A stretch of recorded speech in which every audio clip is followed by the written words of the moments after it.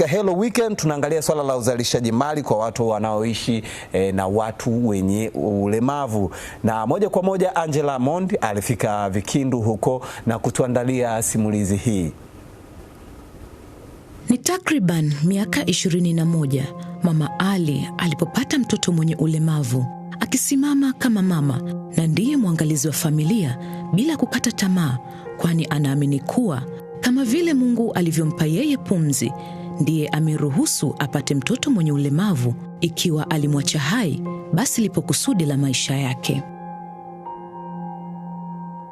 Mimi kwa jina naitwa Sofia Rashidi Majala, mzaliwa Kondoa. Ni mama yake Ali. Hali ya Ali yani tokea nitangia nimemzaa ikawa imekuja, yani nilichelewa kujifungua manake. Nilichelewa kujifungua, vunja chupa Jumanne, Jumatano, Alhamisi ndo mtoto anatoka. Kwa hiyo alitoka yani hakulia kama kitu tu kimetoka kama gani basi.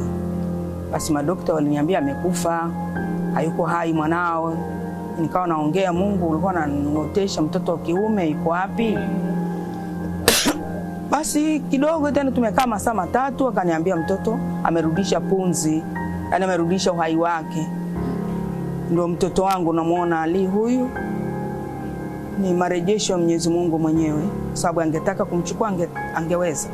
Kwa hiyo ninavyosema wao, kwa sababu ile anaochelewa kulia inaleta shida kwenye ubongo. Nikaendelea mazoezi. Sasa alipofikisha tena siku 40 kulikuja degedege. Nilikuja siku moja tu. Nalo hilo linaumiza vile vile ubongo. Kwa hiyo ndio hivi mwanangu nimehangaika kwenye mazoezi, kwenye sarajemu ile Sasani, lakini wapi mwanangu ndio huyo paka leo.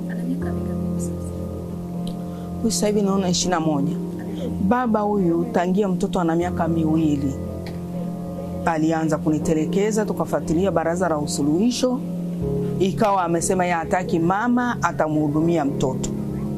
Tukaendelea usawa wa jamii, baadaye sio kashikwa na sukari, akawa miguu yote imemong'onyoka na amekatwa hata hivi kwenye vidole kama 3 nao. Kwa hiyo hali yake sio nzuri, ikawa apeleke huduma tena usawa wa jamii. Wakasema sumemwona baba yake jinsi alivyo, ilibidi mimi ninyamaze. Kwa hiyo sasa hivi ikawa nahangaika tu hivyo, mwenye kunipa ananipa na kula alhamdulillah. Lakini kutoka kule nyuma na sasa hivi ndio kugumu sana, malezi yake magumu. Mimi nilikuwa na nyumba Tabata na iliondoka na mafuriko mwaka kilitangulia soko kwanza kuungua, na mimi nilikuwa nabeba mwanangu naenda naye sokoni, soko la Kariakoo kwa Shumoni sisi. Alafu tukahamishiwa Machinga Complex pale, ikawa michangamoto pale baada ya soko kuungua na mizigo yangu iliharibika pale. Hela kumpa mfanyakazi ikawa hamna, basi nikawa navutana mimi na mtoto na sokoni. Soko liliungua 2021 na nyumba yangu imeondoka 2022 tena. Kwa hiyo ikawa tena pale mambo yameongezeka juu yangu mazito. Mimi na mtoto naenda wapi? Nimekuja kuhifadhiwa huko Vikindu. Na sasa meza yangu baada ya soko limemalizika, meza yangu iko okay, nitakwenda kufanya kazi. Watu wa Mungu naombeni mnipe msaada wa msingi ili nipate kufanya biashara, labda nijikamue na maisha yangu. Na kuomba vile yani ni mtu apende kunipa. Mimi mwenyewe kuomba naomba kwa shida tu, kwa sababu sijiwezi hata kuomba. Na maana ni mtu nilikuwa natafuta mwenyewe najikizi maisha yangu. Lakini watu wa Mungu wote wale waja wa Mwenyezi Mungu wanisaidie hiki kiumbe. Mungu naye amekiacha na makusudi yake. Kwa hiyo naombeni watu wa Mungu mnisaidie. Hata kusoma uelewa upo, mwenye kuweza nisaidie ili nipate mtu au anamfundisha hapa.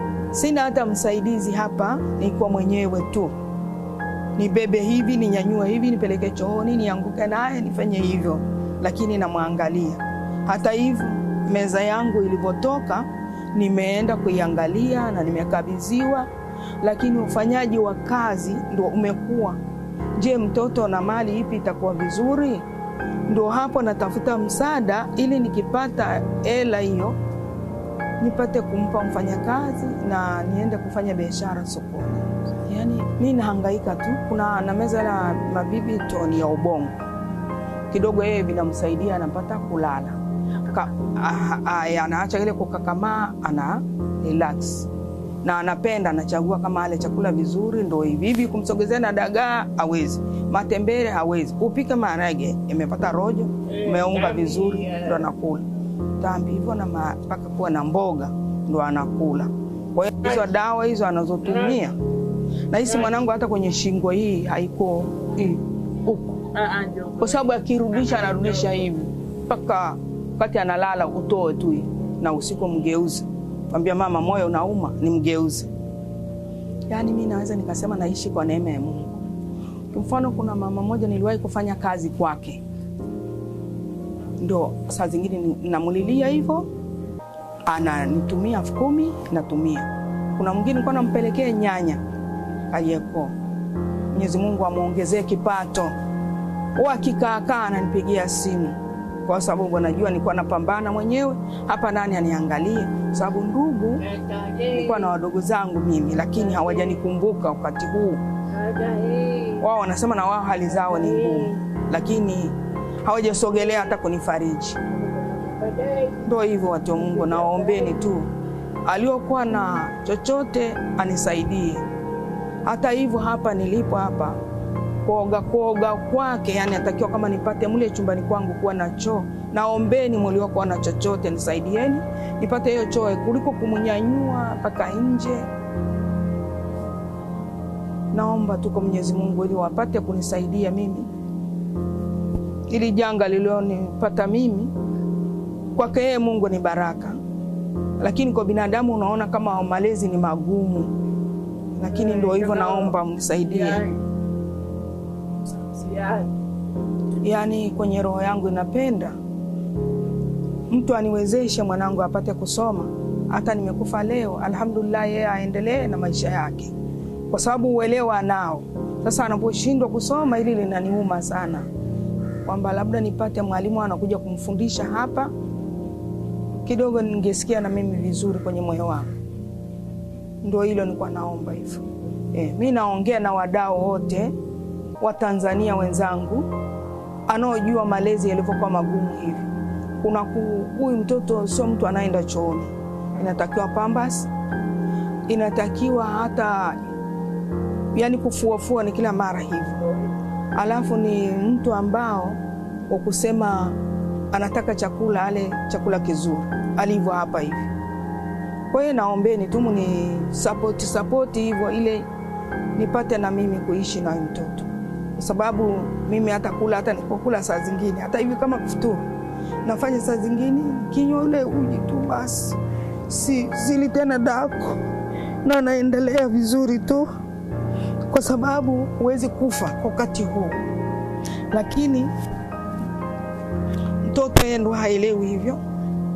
Hata ukimwambia hivi, lakini siku zingine anamwacha na yeye hata hiyo chai au ni uji, anamwachia hivyo hivyo, mbia na wewe umefunga, basi ananyamaza kimya mpaka tunaanza kufuturu usiku.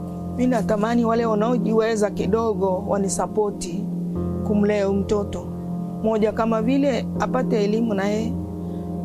Alafu kama hivi naomba nipate msingi, labda niinuke na mimi mwenyewe nifanye biashara kwenye hiyo meza yangu hapo Kariakoo. Nahangaika, natamani niende nikafanye hizo kazi.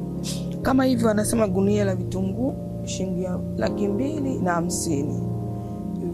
Nini hivi viazi mpaka 80,000. Nikipata hata chanzio hata kama ni 300,000 inaweza ikanisaidia mimi. Na kaanza hata na vitu vingapi, kama naanza na nyanya na vitunguu. Sasa mimi siwezi mtu kama atanichangia bei gani, lakini nikipata hata 500,000 naweza nikafanya hayo mambo yangu, nikaiweka vizuri. Moja wapo kama hii nasema hata hii choo ya mtoto inatakiwa iwe kwa ndani kuliko kumnyanyua mpaka nje, inanisumbua. Ndio hivyo naomba tu wote wa Tanzania, Mheshimiwa Rais Samia, na kuomba unisaidie, japo mpatie choo mwanangu ya kuogea ndani kuliko kumbeba mpaka nje. Na mtoto imekuwa ni kitu kama cha kudumu muda mrefu, na malezi tangia nianze 2004 nimemzaa mpaka leo. ni mimi, kwa sababu najua ni Mungu amebakisha mtoto na ndio maana nakaa naye, lakini mwingine hawezi. Unaweza ukasema utupe uko nje, lakini namuogopa Mungu. Siwezi kumtupa wala siwezi kumnyanyasa, na muogopa Allah kwa sababu yeye ndo anapata kumpa pumzi mtoto na ananipa pumzi mimi. Kwa hiyo naombeni tu unisapoti hivi tuone mapenzi ya Mungu ni nini. Asanteni wananchi wote Tanzania wenzangu. Mama Samia, saidia mama. Najua unajitahidi sana na mapambano mengi. Mungu atakusimamia. Usiogope na usijali. Asante mama yangu.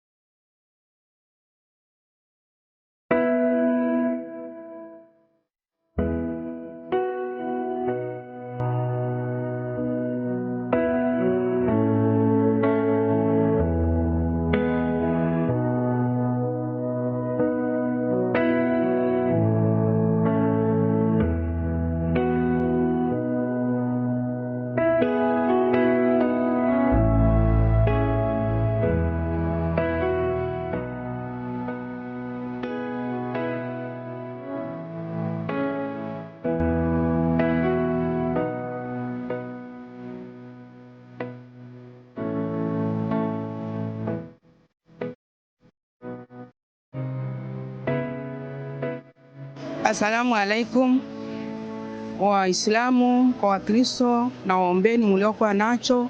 Kiziba changu ndo hiki, na mimi na mambo ya mtoto, changamoto ya mtoto mlemavu, ndo maana nimeliua msingi. Kwa hiyo soko limemalizika na mimi nilikuwa shimoni, ndo nimepata sehemu yangu ni hii, lakini sina mtaji. Naombeni mniinue, inawezekana nitainuka na kuangaza. Naombeni sana nijalie, ili na Mungu pale utakapotoa Mungu atawasaidia na nyie. Unapotoa na Mungu atazidisha. Naombeni sana wananchi wote. Mama nisaidie, Mama Samia, saidieni hapa nipate mtaji ili nipate kuuza biashara kama wenzangu hapa. Asanteni kwa hilo.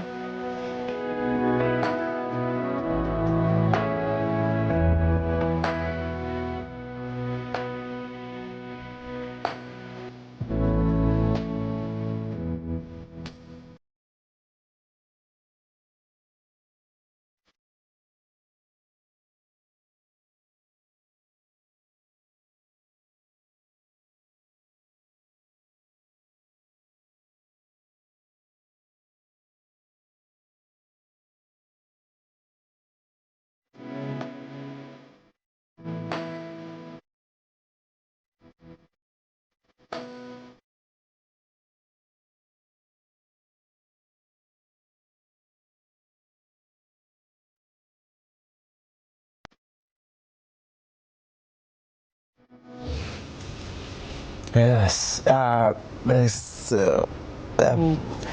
Ni story ya Mama Ali kama ambavyo tumeweza kuona hapo. Angela alifika Vikindu, ametuonesha Mama Ali kwa jinsi anavyoishi. Sofia Rashid Majala, mama mzazi wa Ali, na tunakubaliana kila unayekutana naye barabarani ana mapito ya kwake, na mapito yanatofautiana uzito. Kuna mapito ya watu wengine, wote tunajadiliana na kukubaliana kwamba huyu mapito yake yamezidi. Ni kama ambavyo tunaweza tukakubaliana kwa huyu hela alionayo, utajiri wake ni mkubwa zaidi kuliko wengine.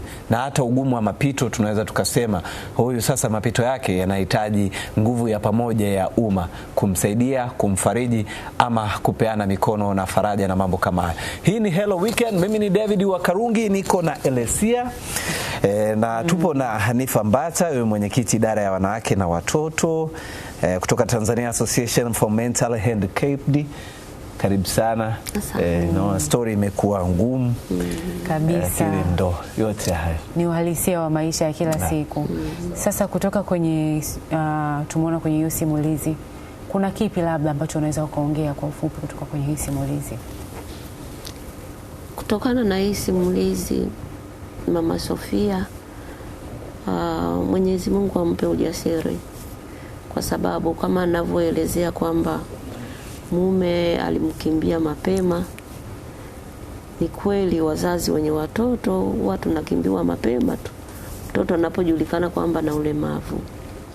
Kwa hiyo haya maisha si kwamba tunayazoea, hayazoeleki, shida huwa haizoeleki, lakini hakuna namna ya kufanya. Kwa sababu baba ameshakimbia na wewe huwezi kumkimbia yule mtoto. Kwa hiyo unapambana kwa namna ilivyo. Na inafika wakati mwingine inabidi umfungie mtoto ndani ili uweze kwenda kumtafutia mahitaji, kwa sababu pale anatumia dawa, anahitaji kula. Ukiacha kumpa zile dawa za kupunguza zile degedege, umemsikia anakuambia mtoto wana kakama. Kwa hiyo usipompa zile dawa ndo basi tena anazidi na ule ulemavu utazidi zaidi. Kwa hiyo inabidi apambane kulingana na hali aliyokuwa nayo. Nyumba imeondoka na maji. Mipango ya Mwenyezi Mungu ni mikubwa sana. Tuseme hiyo ni mitihani yake Mwenyezi Mungu, huwezi kuipinga.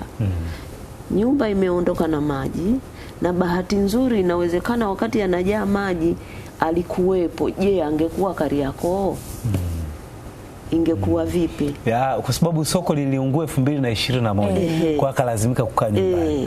Kwa hiyo nyumba ingetokea vikabadilishana.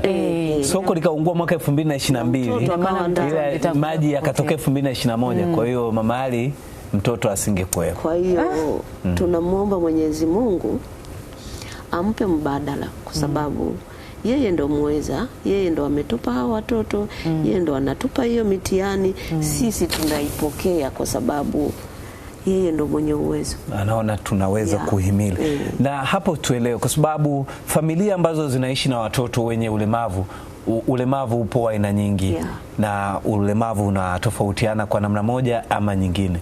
Lakini tuangalie, kuna wale ambao watoto inatokea wana ulemavu, lakini baba na mama wote wanaungana kushirikiana kulea na kuendelea kutafuta mkate wao wa kila siku. Katika familia ambazo baba haondoki, anabaki na mama anabaki, katika kutafuta katika kufanya uzalishaji mali na kutafuta mkate wa kila siku, huko hali ikoje? Alafu tuje tumwangalie mama Ali specific. Hali kidogo kwa wale wanaoshirikiana, hata kama hawana, lakini wanashirikiana kimawazo na kulea watoto wao, kuna faraja fulani. Unajua, nyumba yenye amani, hata kama haina chakula, hata kama ina nguo moja ya kuvaa, huwa unafarijika zaidi kwa sababu ya ile amani unayoishi nayo. Hata kama una milioni 200 ndani, lakini amani ikiwa haipo, sidhani kama ile pesa itakusaidia.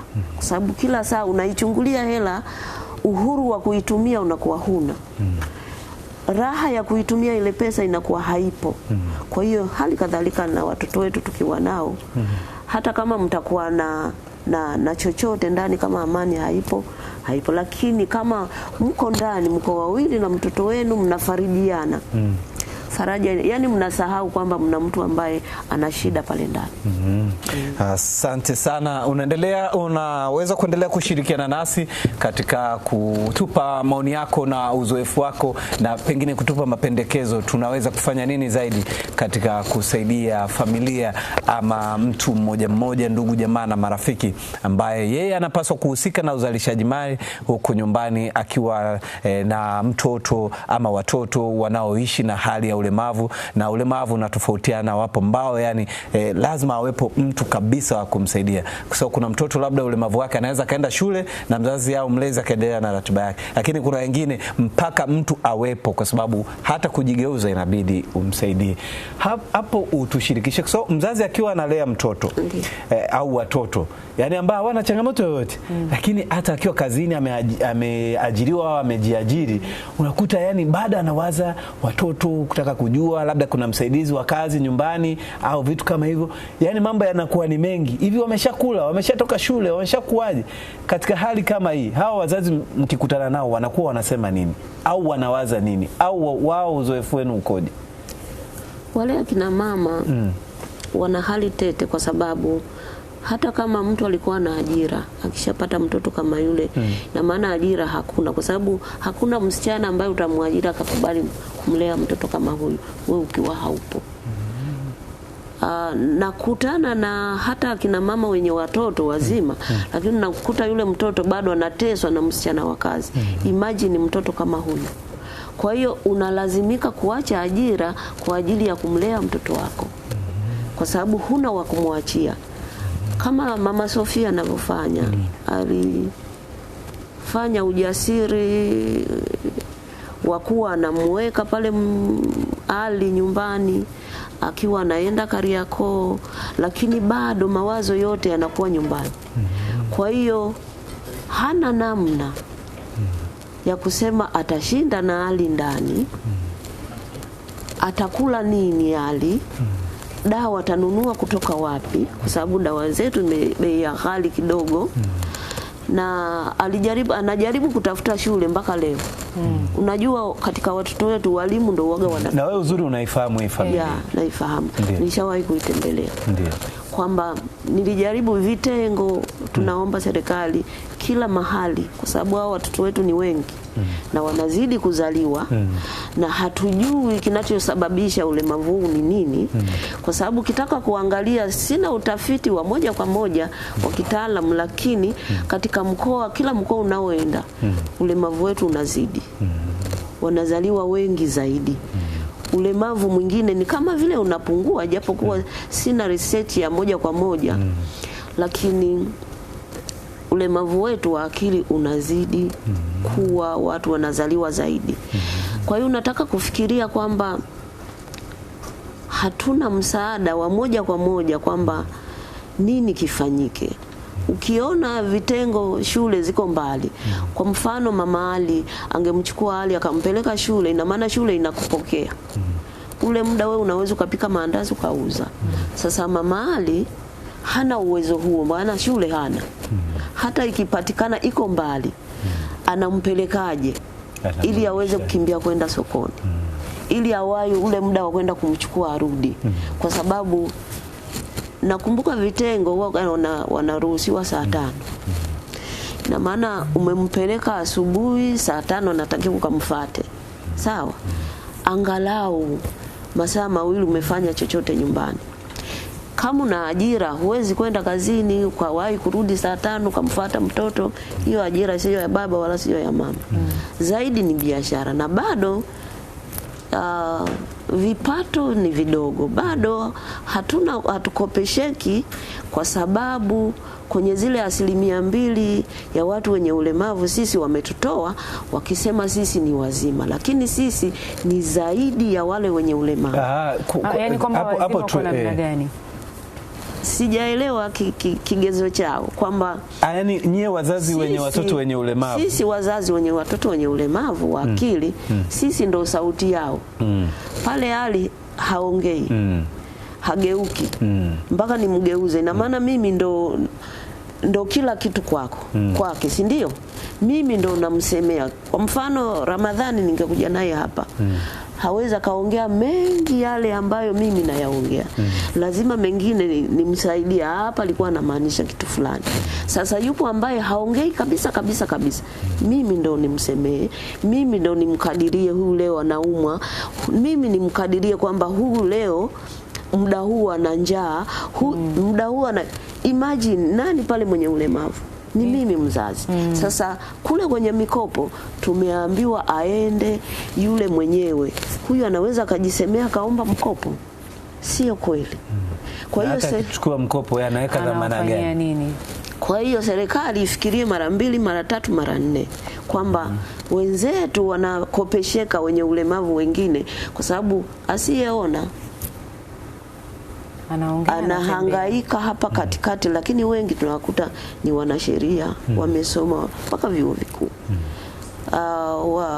Wenye ulemavu wa viungo amehangaika hapa, ameteteleka, baadaye amewezeshwa, amepata wheelchair, anaenda shule, ana akili timamu, anasoma, anaajirika, au anajisogeza mwenyewe na wheelchair, anasimamia mwenye biashara yake.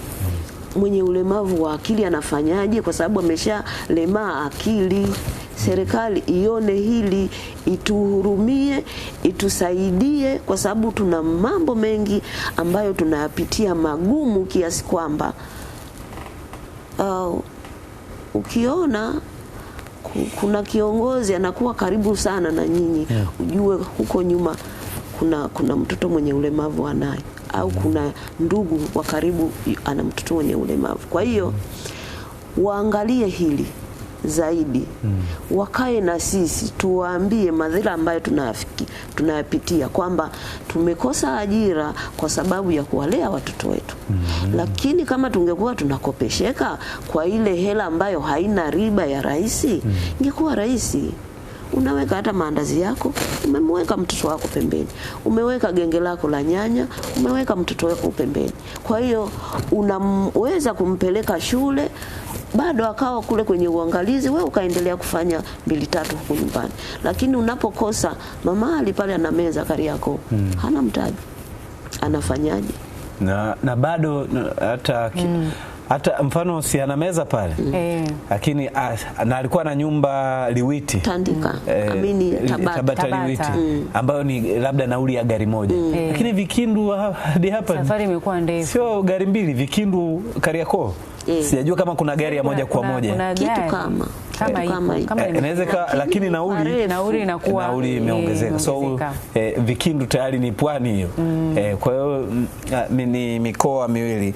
Na unaweza ukatushirikisha uzoefu wako, wewe umeshuhudia nini, unaona nini, lakini tukashirikishana mbinu na njia za kusaidia familia ambazo wanaishi na watoto wenye ulemavu katika swala la uzalishaji mali. Na tunafahamu ulemavu unatofautiana kati ya mtu mmoja na mtu mwingine. Hii ni Hello Weekend na mada yetu mezani ni uzalishaji mali kwa watu wanaoishi na ulemavu haswa. Na hapo ndio tunafahamu wewe mbali kuwa ni mwenyekiti kwenye hiyo taasisi, lakini pia na wewe pia ni mama ambaye unalea mtoto mwenye ulemavu, na katika majukumu yako umepata fursa ya kutembelea wazazi wengi wenye watoto hawa. Kwenye matembezi yako na maisha yako ya kila siku, unahisi ni kwa namna gani mnaweza kurahisishiwa nyinyi kuweza kupata kipato cha kuweza kujikimu, lakini pia matibabu ya hawa watoto kuna gharama fulani kwenye mazoezi? Je, ni vipi mnaweza mkasaidika?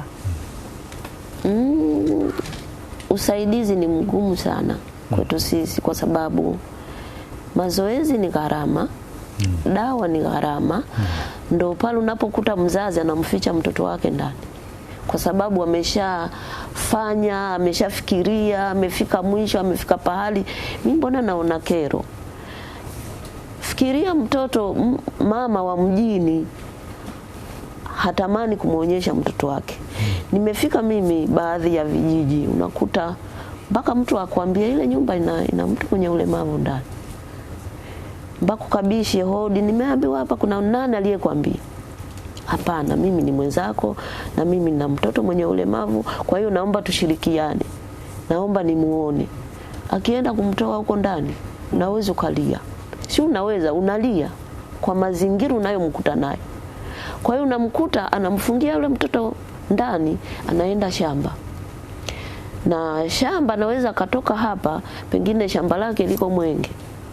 Huu mwendo tu wa hapa, uko wapi? Na mtoto amemwacha, hajapata riziki yoyote. Mpaka akirudi kule ni jioni. Mtoto afike mpaka muhangaikie ni saa ngapi?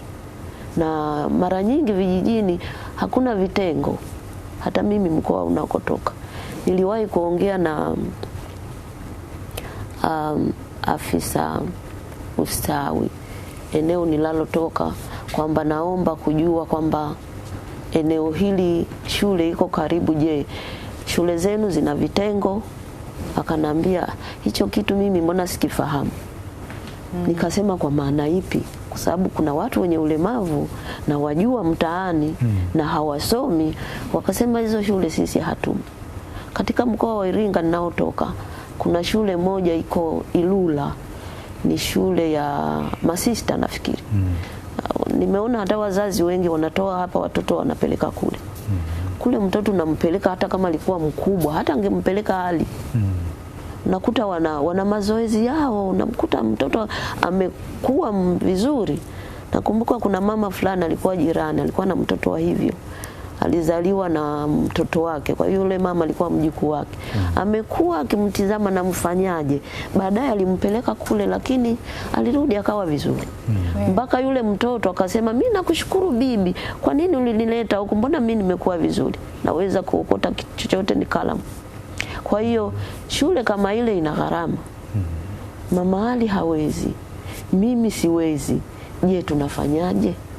Kwa hiyo tulikuwa tunaomba tupate shule za serikali ambazo zitakuwa pengine na sehemu za kulala huko, na tuwe na wataalamu ambao watawasaidia wale watoto.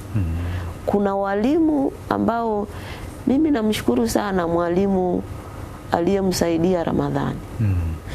Kwa sababu sikujua kwamba mwanangu anaweza kaja akajitegemea vizuri. Waga na muombea maisha marefu, kwa sababu mpaka leo bado ni mwalimu. Kwamba ana upendo wa dhati ndani ya nafsi yake. Hata ukienda pale shuleni ukimtembelea, ukikuta namna anavyoishi na wale watoto, hata mzazi haishi naye vile. Kwa hiyo tuna changamoto kubwa sana. Tunakosa uwezo wa kuingia huko ndani zaidi ukiacha hapa mjini. Mama Ali anakutana na Azam kule aliyoko kule Katavi, anakutana na nani? Kwa sababu hata mimi sijamfikia. Na hatuna uwezo. Hizi taasisi tunashukuru Mwenyezi Mungu kwa Mama Samia, kuna ruzuku kidogo sasa hivi anatoa kwenye taasisi za watu wenye ulemavu. Haijatutosheleza kiasi kwamba tutatoka tukatembea kwenye mikoa.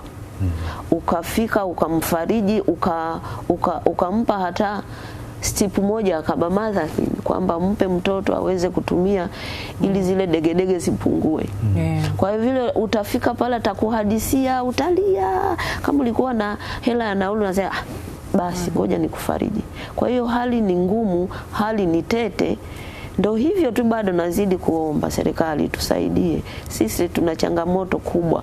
Kama nafikiri kuna viongozi ambao wanaona hiki kipindi kwa muda mrefu, kwamba hebu chukueni muangalie hawa watu wenye ulemavu wa akili, madhila ambao wanapitia.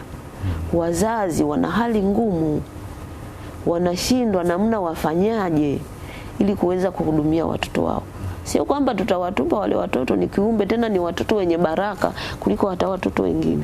Kwa sababu mimi nakumbuka akiweza kutamka neno huwa nakwambia asante. Kuna wale ambao hawezi kutamka, lakini siku nikiingia ile eneo utakuta anacheka, anakufurahia kwamba nimekutana na mtu ambaye alikuja siku nyingine. Nakumbuka niliwahi kumtembelea yule mzazi ambaye yuko Mkuranga na watoto watatu. Niliwahi kumtembelea, lakini si mara moja, si mara mbili, waga naenda. Wale watoto ukifika mpaka leo wao wanatamani wainuke, wanikumbatie, wafanyaje. Hawaongei, lakini wameshakujua wewe ni nani, faraja kwao. Na huwa siendi na chochote, lakini huwa wanahisi kwamba huyu ni faraja kwetu. Ni kwa nini huwa wanafanya vile? Na maana wana akili ya kufikiria, lakini anashindwa, nalifikishaje? Hana uwezo. Kwa hiyo tunawaomba wadau, serikali tusaidie hapo kwenye kusaidiwa na serikali na wadau. Unahisi unatamani nini kifanyike ili kwenye familia hizi ziweze kupata uhuru wa kiuchumi, kuweza kukimu maisha ya kila siku? Kikubwa sana ni rasilimali pesa, kwa sababu pesa ndio kila kitu. Pesa itakufanya wewe ajikimu, yule mama afanye, yani pesa ndio kila kitu. Utakachowaza kwa vile pesa unayo, unafanya. Utakachofikiria kwa vile watoto Ali anatumia Pampers. Walio wengi wako hivyo. Unafikiria anapata wapi? Unafikiri ni nini anafanya mpaka afikie Nakumbuka niliwahi kumtembelea mtoto fulani. Yeye kidogo anaweza kuongea, lakini anashindwa kujisogeza. Akasema, mama, mimi naomba nisamee leo mama, tumbo lilikuwa linanisumbua sana. Yani anahofia kwamba huenda mama atapata shida vile kumsafisha. Umeona Wale watu walitakiwa wapate Pampers. angalau tuwe tunagawa, si tuna hela? Ndio. Kile unapotembelea unampa pambasi, unapokwenda huyu ana shida fulani unampa kile ambacho kitamsaidia yule mama. Kwa hiyo tuna vitu vingi ambavyo vinahitaji pesa. Kuna mtazamaji ambaye mama anavyosema pesa anaweza kazani akawa na yale mawazo kwamba sasa pesa tena bora upate kitu ambacho kinazalisha pesa. Labda hii tuweke sawa kwamba kuna mataifa mengine wenzetu ambako makundi haya, wazazi wenye makundi haya, watu walio kwenye makundi haya wanafikiriwa kwamba kila mwezi wao kuna kiasi cha fulani cha pesa wanapatiwa na serikali ili ruzuku, kama ruzuku waweze kujikimu. Kwa hiyo kwenye bajeti zetu za hapo mbeleni serikali basi iweze inaweza kufikiria kitu kama hicho, wanaweza akafanya kitu, kwa sababu pia ama kwa mfano kama kwa upande wa Mama Ali anavyofanya biashara, wapo wengine kama Mama Ali wanafanya biashara, si kama kunaweza kuwa kuna eneo maalum, mfano yani labda kwa ngazi ya kata au wapi, wazazi wenye hali kama hiyo, kama tunavyoona kuna sehemu Dar es Salaam wanapaki bajaji watu ambao wanaweza kuendesha wenye hali ya ulemavu. Kwa sababu au kwenye biashara zao TRA ingekuwa ina nini, kuna namna fulani mfumo wa kodi nafahamu. So kama kizimba mfano ni 20,000, Mama Ali anapaswa kulipa sawa na wale wengine wote, lakini mzigo alionao ni tofauti na hao walionao. Utendaji kazi wake anaenda masaa mawili labda yarudi nyumbani, anakimbia anafanyaje na vitu kama hivyo. Sijui tunaweza tukawa tuna ruzuku kwa namna gani, lakini wataalamu hapo wanaweza chip in wakaona namna ambavyo. Lakini usaidizi kwa ujumla uhalisia ukoje mnapoenda kwenye ofisi za umma kuongea na mamlaka, kuongea na wadau, kuongea na mtu mmoja mmoja, yani hali ikoje? Au tumewasusa tumesema jamani sasa kila mtu afe na lwakwe? Mi naona kwenye hizi taasisi binafsi wapo ambao wanatupokea, yupo ambaye hata utampigia simu akakupokea, akakufariji, akakupa matumaini. Unajua ukiongea na mtu hata kama hatakupa lakini akakupa maneno mazuri, unajua unafarijika fulani hivi, kuliko ambaye hata kupokea unajiuliza maswali mengi. Kanionaje? Yani unashindwa hata kuanza kujieleza kwamba atanipokeaje. Hii si mtu hataki kupokea. Hii message tu hataki kunijibu. Hivi hata nikimuendea atanipokea kweli nikiingia ofisini kwake? Kwa hiyo unakuwa na maswali mengi kiasi kwamba unashindwa namna nini unafanya. Kwa hiyo ukienda kwa upande wa jamii nyingi, tuseme hata serikali,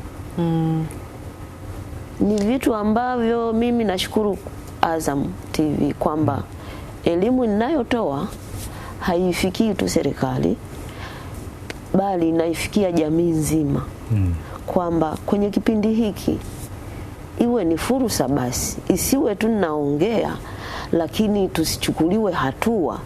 Sisi tunaumia kiasi kwamba ambacho nimekuja hapa kwa ajili ya mjue ni madhila gani tunayapitia, ni maumivu gani tunayapitia. Kwa hiyo kuongea kwangu kusiishia kuongea bila kupata faraja yoyote kutoka kwenye serikali au kwenye jamii yoyote ambayo inajiweza. Naweza nikasema wazazi wa watoto wenye ulemavu wa akili ni zaidi ya ulemavu mwingine wowote.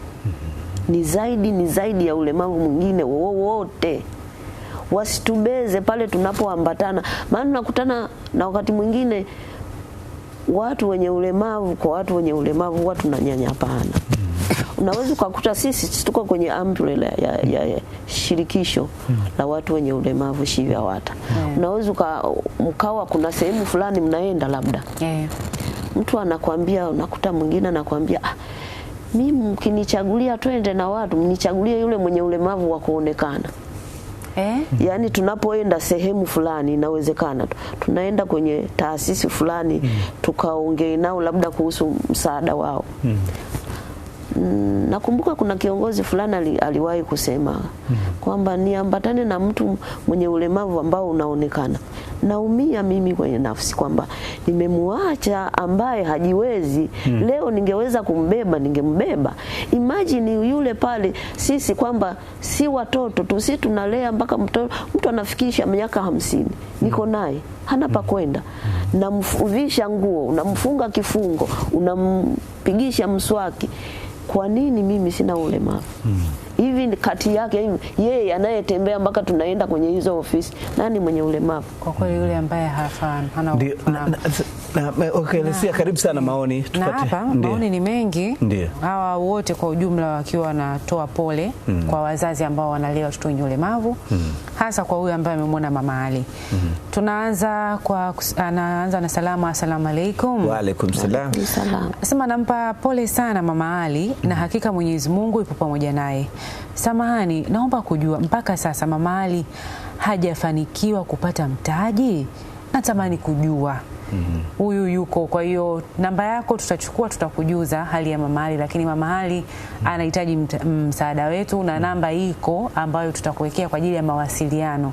Kwa hiyo ikatokea umeguswa, producer anaweza kutusaidia namba ya mawasiliano kupita pale na Mama Ali.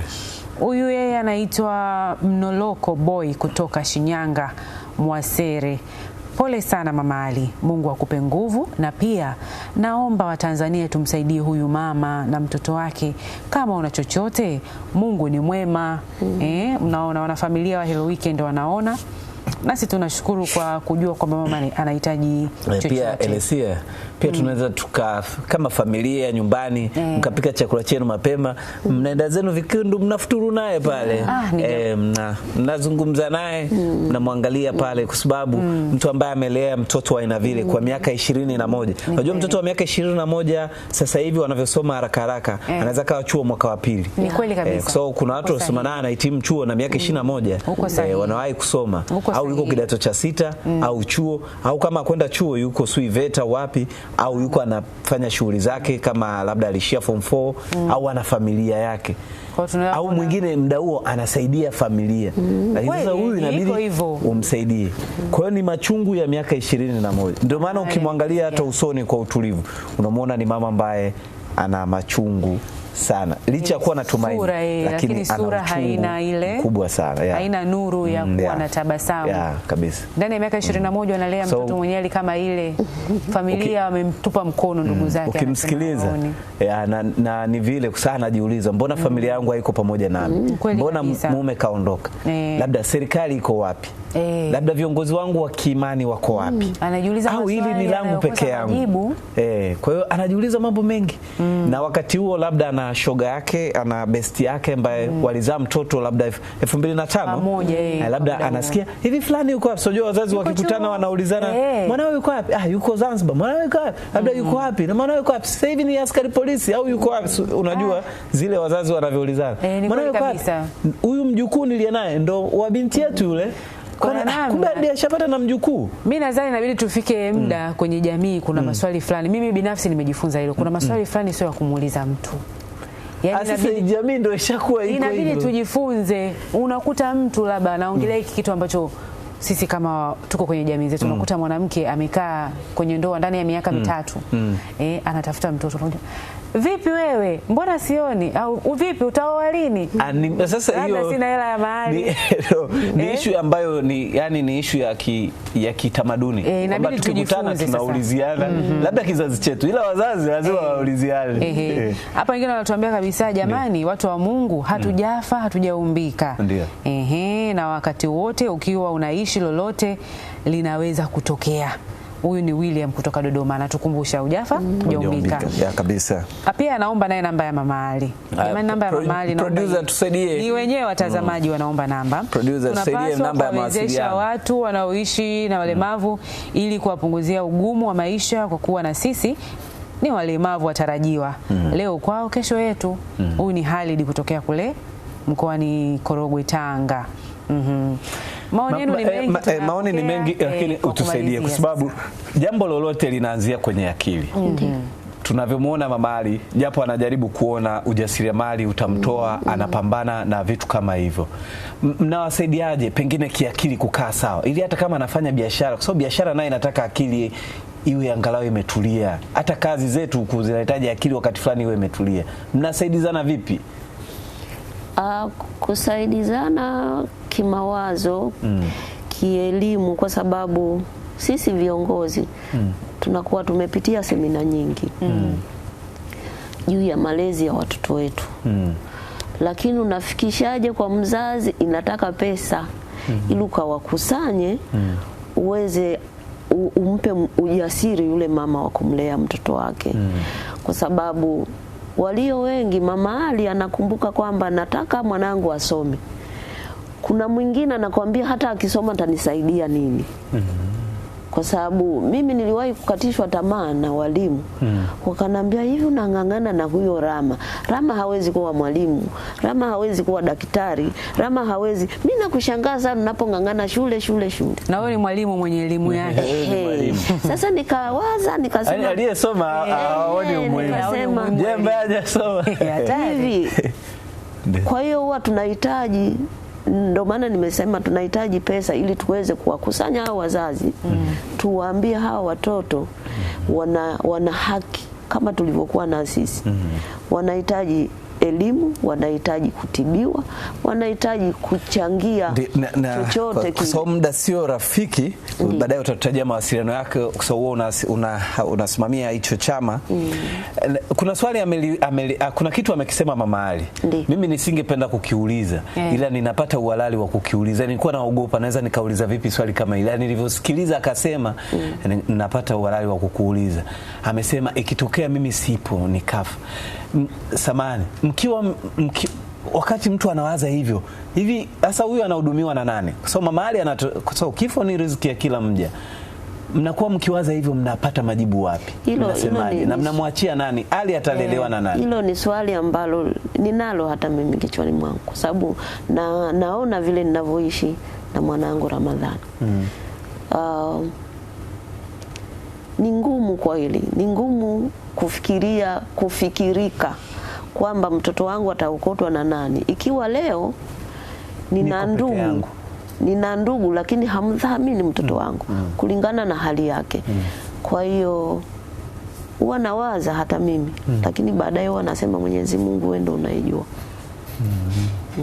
Mwenyezi Mungu ndiye anayejua. Kwa kweli hapo hatunaga majibu ya moja kwa moja. Na mawasiliano, kwa sababu wewe unasimamia chama cha Tanzania Association for Mental Handicapped, pengine kuna mzazi au mlezi anaweza akapata majibu zaidi, au mdau akaona namna ambavyo anaweza mkawa mnashirikiana. Mawasiliano yenu tunawapataje? Address? Namba yangu ni 0753 79 59 59 14. Turudie tena. 0753 79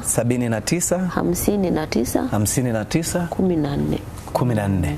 Shukran sana. Hiyo ndio namba ambayo utampata Bi Hanifa Mbata, mwenyekiti wa idara ya wanawake na watoto TAMH, yani Tanzania Association for Mental Handicapped, kwa mawasiliano zaidi kama mdau, kama mwanajamii, kwa sababu tunaona haya yote yanatuhusu kwa namna moja ama nyingine. Kwa hiyo kuna haja ya kushirikiana. Hii ni Hello Weekend, tulikuwa tunaangalia swala la uzalishaji mali kwa watu wanaoishi na wenye ulemavu. Tumeweza kumuona Mama Ali, lakini uzoefu ni mwingi zaidi huko kwenye jamii. Na Elosia, ndo hayo kwa leo.